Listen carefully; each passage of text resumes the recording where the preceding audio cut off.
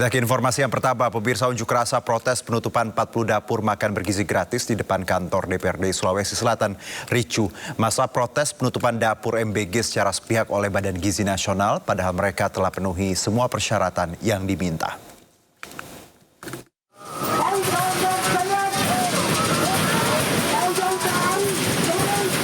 Unjuk rasa puluhan mitra dapur Badan Gizi Nasional dan tim advokasi HMI di depan kantor DPRD Sulawesi Selatan diwarnai kericuhan.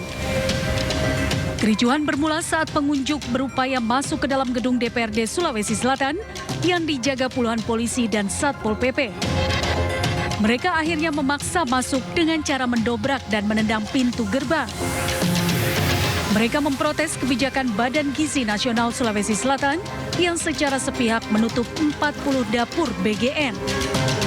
Padahal mereka telah membangun sarana prasarana yang dinyatakan memenuhi syarat sebagai dapur makan bergizi gratis. Akibat penutupan ini, 40 vendor mitra dapur BGN mengaku rugi. Seakan-akan kami tidak dihiraukan oleh Badan Gizi Nasional. Karena persyaratan-persyaratan yang diajukan oleh Badan Gizi Nasional kami sudah penuhi, mulai dari kendaraan, gedung, dan peralatan-peralatan dapur lainnya. Tapi malah kami dapur, ada beberapa teman-teman pemilik dapur itu ditolak. Tuntutan dari persoalan ini adalah bagaimana kemudian secara ini mengevaluasi BKN dan tentunya juga tidak ada pihak yang kemudian dirugikan sama sekali. Kericuhan akhirnya mereda setelah Ketua DPRD Sulawesi Selatan, Andi Rahmatika Dewi, menemui pengunjuk rasa. Ia pun berjanji akan mengundang para mitra dapur MBG dalam rapat dengar pendapat bersama perwakilan Pemprov. Dari Makassar, Sulawesi Selatan, Fadli Fado, iNews melaporkan. Satgas Damai Kartens menangkap anggota kelompok kriminal bersenjata atas nama Konara Enumbi yang buron dalam kasus penembakan anggota Polri Brigpol Ronald Enock.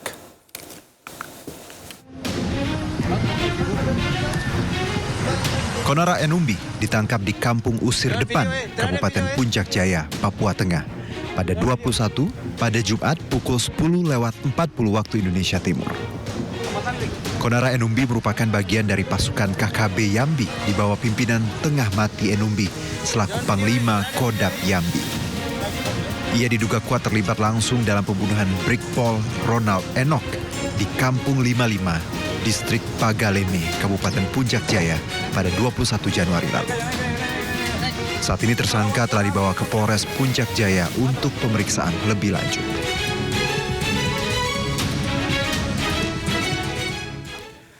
Ratusan pekerja imigran ilegal Indonesia tiba di tanah air usai dideportasi oleh pemerintah Malaysia. Sebelumnya mereka nekat berangkat ke Malaysia tanpa prosedur resmi karena tergiur iming-iming gaji tinggi.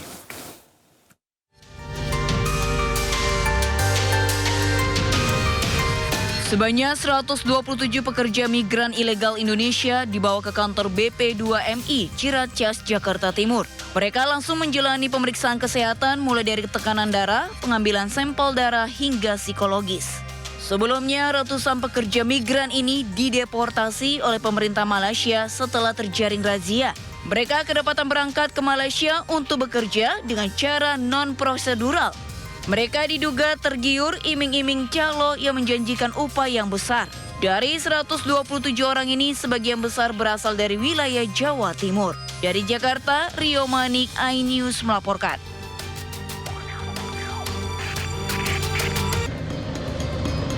Kebakaran di Pelabuhan Muara Baru Penjaringan, Jakarta Utara pada Sabtu pagi menghanguskan 5 buah kapal nelayan yang sedang bersandar. Sejumlah kapal nelayan dan anak buah kapal berusaha menyelamatkan kapal menghindari kobaran api. Belum diketahui pasti penyebab kebakaran ini, namun diduga api berasal dari kapal pencari cumi, kemudian menyambar kapal lainnya.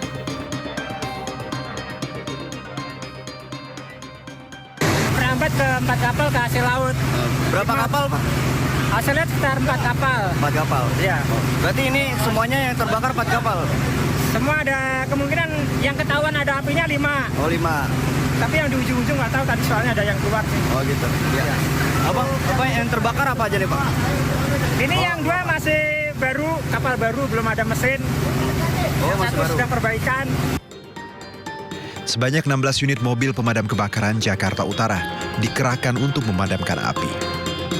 Api baru dapat dipadamkan 1 jam kemudian. Belum diketahui ada tidaknya korban jiwa dalam peristiwa ini. Dan kasusnya kini ditangani Polsek Penjaringan, Jakarta Utara.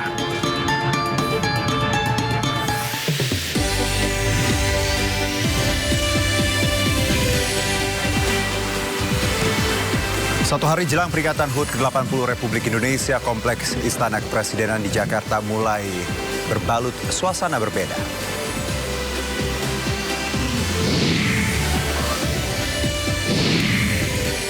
Ribuan pengunjung meriahkan pesta rakyat HUT ke-80 RI di Hamburg, Jerman.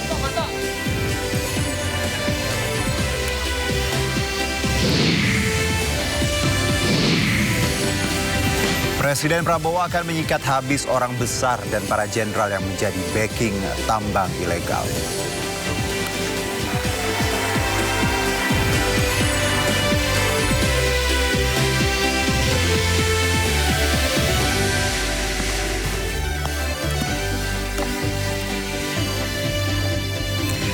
Halo pemirsa, dalam suasana penuh semangat dan kebanggaan jelang HUT ke-80 kemerdekaan Republik Indonesia, pesta rakyat menggema dengan meriah. Tak hanya seantero tanah air, diaspora yang berada di negeri seberang pun berkumpul dengan sukacita. Menampilkan keberagaman budaya dan seni, menunjukkan kebinekaan Indonesia. Saya Arjuno Syaputra, Anda menyaksikan Sindo Sore. Upacara pengukuhan pasukan pengibar bendera pusaka atau Paskibraka Nasional 2025 digelar di Istana Negara, Jakarta Pusat. Penghormatan pasukan Pengukuhan 76 Paskibraka Nasional 2025 dilakukan oleh Menteri Sekretaris Negara Prasetyo Hadi. Acara ini juga dihadiri sejumlah menteri dan pejabat Badan Pembinaan Ideologi Pancasila atau BPIP termasuk Megawati Soekarno Putri. Dan letakkanlah adik-adik calon berdasarkan pengakuan itu, aku. Satu hari jelang peringatan HUT ke-80 Republik Indonesia, Kompleks Istana Kepresidenan di Jakarta mulai berbalut suasana berbeda. Istana dipastikan kedatangan 16.000 tamu undangan, masyarakat umum yang mendaftar secara daring.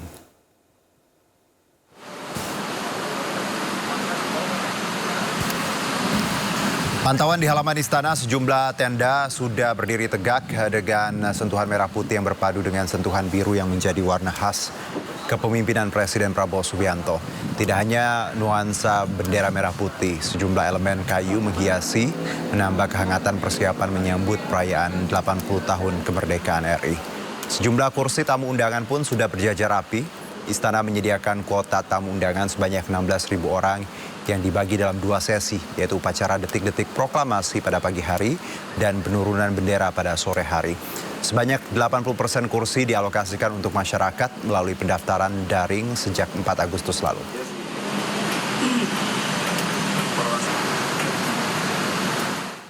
Jelang perayaan Hari Ulang Tahun ke-80 Republik Indonesia, 3 mobil antik kepresidenan dipamerkan di Kompleks Istana Kepresidenan Jakarta. Kompleks Istana Kepresidenan Jakarta menjadi saksi kemegahan sejarah otomotif negeri ini. 3 mobil antik kepresidenan dipamerkan, kilas balik kendaraan yang pernah mengantar para pemimpin bangsa. Ketiganya pernah digunakan oleh Presiden Soeharto, Presiden B.J. Habibie, dan Presiden keempat Abdurrahman Wahid atau Gus Dur. 3 mobil yang mejeng adalah 3 mobil sedan keluaran 1980. Mobil-mobil ini tampil gagah mencerminkan kemewahan sekaligus wibawa yang sesuai untuk kendaraan orang nomor 1 di Indonesia pada masanya.